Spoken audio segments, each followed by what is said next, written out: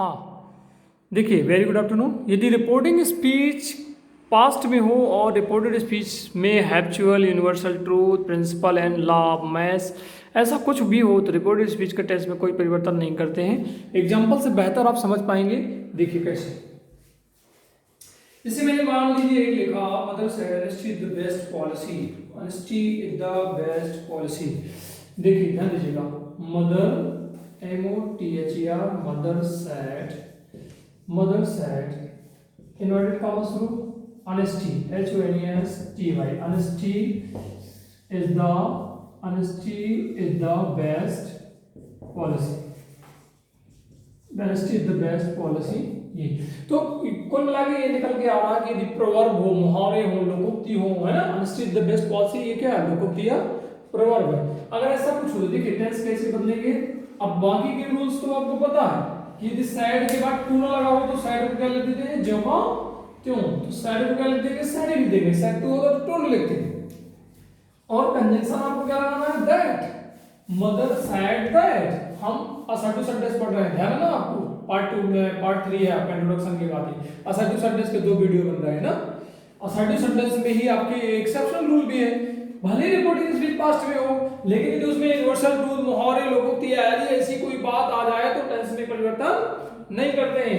Mother said honesty is the best policy, तो mother said that क्या जोड़ देंगे, पूरा ज्यों का त्यों। Honesty HONESTY, honesty is the best policy POLICY।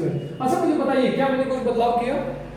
ये आपका डायरेक्ट स्पीच है, मदर साइड वही लिखा हुआ है, इज लगा हुआ है। अब आप कहो कि सर आपने तो बताया कि प्रेजेंट में लिखा हुआ है, और प्रेजेंट तो किसमें चले जाता है, पास्ट में, लेकिन आपको वाज लगाना चाहिए, तो आपने क्यों नहीं लगाया?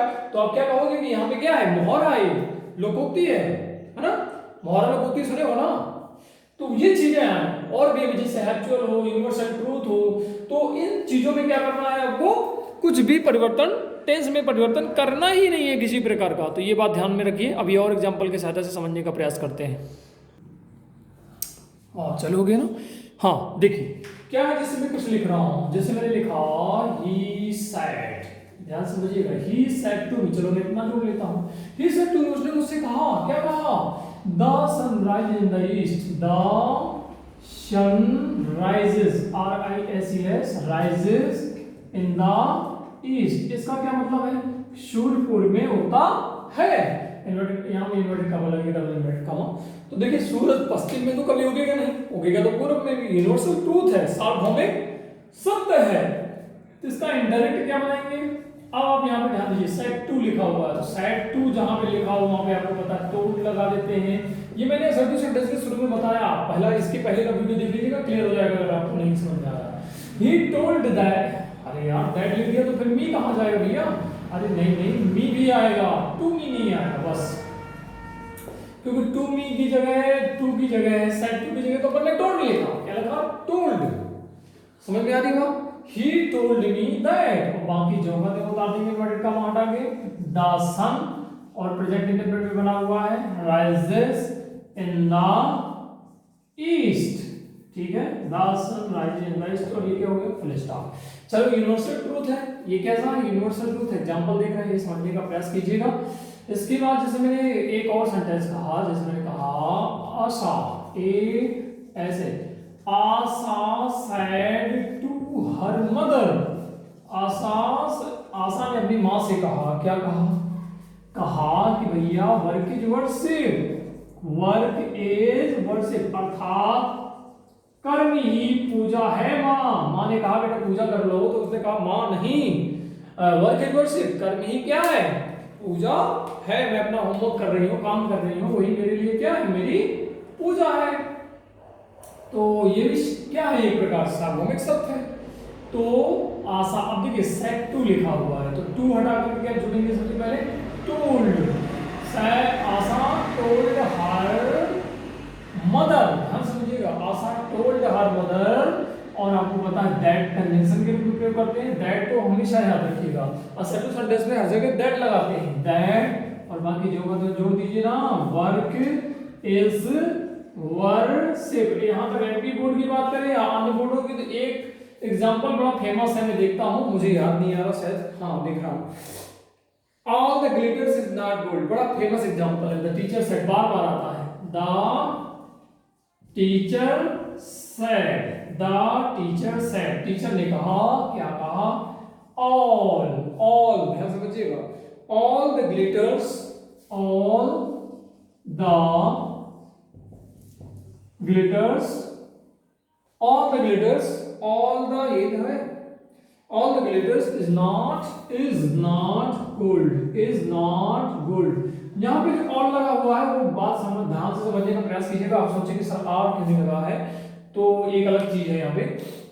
ऑल द ग्लिटर्स, जितना भी ग्लिटर्स होते हैं, जितने भी होते हैं, एक बहुत बड़ी मात्रा की बात की जा रही है। संसार में जितना भी ग्लिटर्स होता है उसकी बात की जा रही है, और संसार के ग्लिटर्स को इतनी बड़ी मात्रा है कि उसको हम काउंट नहीं कर सकते हैं। जब किसी चीज को काउंट नहीं कर सकते हैं तो उसमें क्या लगाते हैं? हेल्पिंग वर्ब, इस एमआर सिंगुलर हेल्पिंग वर्ब लगाते हैं, आपको पता है।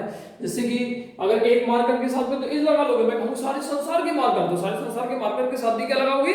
इज। लेकिन मैं कहूं दो चार मार्कर, तो उसके साथ क्या लगाओगे आप? आर लगाओगे। ये बात हमेशा याद रखिएगा। तो यहाँ पे कंफ्यूज ना हो जाना कि गलत लिखा हुआ, ऑल द ग्लिटर्स आर कर दो, तो इसका क्या बनेगा? कुछ नहीं, क्योंकि ये भी क्या है? सही बात बोली जा रही है कि संसार का जितना भी ग्लिटर है वो कभी भी सोना नहीं हो सकता। ये सत्य है, ये भी ट्रूथ है। तो द टीचर, और सैड को की जगह टू लगा नहीं हुआ तो सैड का सैड लिख देंगे, इसके बाद क्या जोड़ देंगे? दैट। द टीचर, बहुत फेमस एग्जांपल है, हमेशा आता है। द टीचर सेड दैट, और बाकी जो का तो जोड़ देंगे, क्योंकि इसमें बदलाव कुछ होना है नहीं है। All the glitters, glitters, sorry, glitters is, इसको अलग करके कंफ्यूज ना हो आप लोग, इज नॉट गोल्ड और फुल स्टॉप। डायरेक्ट से हमने इस प्रकार से इनडायरेक्ट नरेशन में परिवर्तन किया। All the glitters is not gold, थोड़ी सी जगह है लेकिन बाकी सब नहीं बन पाएंगे, इसलिए हम इसको ब्रेक करते हैं इसे, फिर अगले एग्जाम्पल ऊपर से लिखते हैं। और भी एग्जाम्पल लेते हैं, जैसे मीना, ये मैंने अपने से बनाया है। मीना सेड, मीना ने कहा, क्या कहा?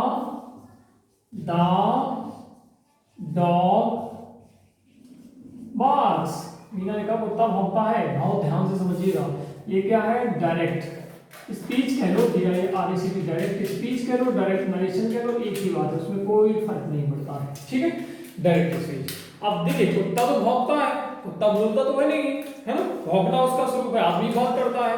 तोता तो मैं काव काव कर, हारी काव काव करता है, और जो पैरट होता है, जो तोता होता है, वो क्या करता है? बातें करता है। तो ध्यान रखिएगा, तो इसमें भी ये भी सत्य है कि कुत्ता एकदम भौंकता है, अब तक भौंका ही है, किसी बात नहीं किया है ना? तो मीना के सैड के बाद टू नहीं लगा हुआ, तो मीना सैड ही लिख लेंगे, और इसके बाद क्या लिख लेंगे? दैट। मीना सैड दैट, और बाकी जो बातें बता देंगे। द डॉग बार्क्स, ठीक है? कुत्ता भौंकता है। ये क्या हो गया? Indirect, indirect speech, indirect speech, याद रखिएगा, ठीक है? चलिए फिर दूसरा एग्जांपल अपन फिर ले लेते हैं। अब क्रम में फर्क नहीं पड़ता है, आप जैसे भी लिख रहे हो कॉपी में आगे बढ़ाते जाइएगा, मैं अपने अकॉर्डिंग लिखा हूं। जैसे फिर लिखा हुआ है 2 and 2 नेक्स्ट को द टीचर सेड, चलिए टीचर का लिख लो। जैसे इसने कहा द टीचर सेड, टीचर ने क्या कहा? डबल इन्वर्टेड कॉमा शुरू, 2 and 2 मैक्स 4, मैक्स का मतलब होते हैं, होना है, बनाना बस नहीं होता है। मेक का मतलब दो दो कितने होते हैं? 4 होते हैं, आपको पता है। 2 2 5 कहीं नहीं होते हैं, ये यूनिवर्सल ट्रूथ है, ये सत्य है। तो आप इसका जो हेलो क्या बनाओगे? इसका डायरेक्ट से इनडायरेक्ट बनाओगे, जगह नहीं है तो फिर आप समझ जाना, ऊपर वाला डायरेक्ट है, नीचे वाला इनडायरेक्ट बना रहा होगी। द टीचर, अब सेड टू तो लिखा नहीं है तो सेड टू सेड लिख देंगे। द टीचर सेड दैट, और बाकी जो बातें उतार देंगे। 2 and 2 मैक्स 4, इसका हिंदी अनुवाद है 2 और 2 4 होते हैं, और ये हमेशा सत्य है कि 2 और 2 क्या होते हैं? 4 ही होते हैं। फिर जैसे तीसरा एग्जांपल मैंने लिखा, क्या लिखा? he said to me, he said to, थोड़ा बदल देते हैं, he said to teacher, उसने टीचर से कहा, क्या कहा? इन्वर्टेड कॉमा शुरू, we are mortal, हम क्या हैं? we are MORTAL, मतलब कोई भी शाश्वत सत्य अटल नहीं होता है, प्राणी जो भी होते हैं एक ना एक दिन उनको इस धरती को छोड़कर के क्या होना होता है, जाना होता है। वी आर मोर्टल, हम मोर्टल हैं। इसका जो इनडायरेक्ट रिलेशन बनाएंगे वो क्या बनाएंगे, एक्चुअली में यहाँ सेट टू लग गया है तो मैं थोड़ा पेन चेंज कर देता हूँ, मार्कर कलर। सेट टू की जगह आपको लिखना पड़ेगा told, he told teacher, he told teacher, और आगे क्या लिखेंगे दैट, और बाकी जमा जोड़ देंगे B R M O R T L model. ये हो गया डायरेक्ट और ये हो गया इनडायरेक्ट। क्या और जगह है, इस तरीके से आपके जो है चीज़ें कंप्लीट हो जाती हैं। थोड़ी सी जगह है, अगर कोशिश करें तो बन सकता है। जैसे कि नेक्स्ट एग्जांपल अपन बना लेते हैं, time in tide wait for none. जैसे मैंने चौथा एग्जांपल थोड़ा छोटे में लिखूंगा, he said इन्वर्टेड कॉमा शुरू, टाइम, ध्यान समझिएगा, टाइम एंड टाइड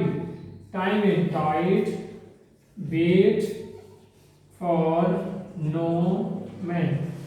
ध्यान दीजिएगा, मतलब कि समय और टाइड जो संकट परिस्थितियां जो भी होती हो किसी आदमी का इंतजार नहीं करते हैं। तो क्या होता है, फिर क्या बनेगा, ही सैड, क्योंकि ये सैड के बाद टू है नहीं इसलिए सैड बस हो जाएगा, ही सैड दैट, और बाकी जो कहते हैं उतार दीजिए। टाइम एंड टाइड वेट और नो मैन।